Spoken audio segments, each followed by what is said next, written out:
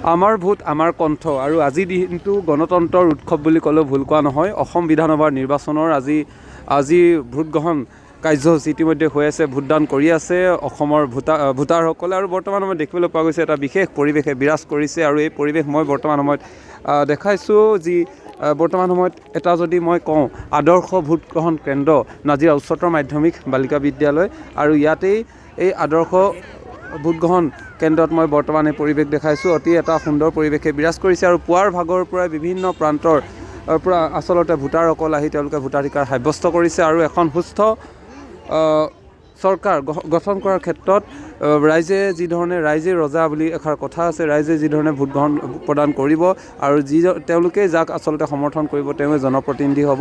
আৰু তাৰ উদ্দেশ্যে আজি পুৱাৰ ভাগৰ পৰা এটা বিশেষ পৰিৱেশে বিৰাজ কৰা পৰিলক্ষিত হৈছে।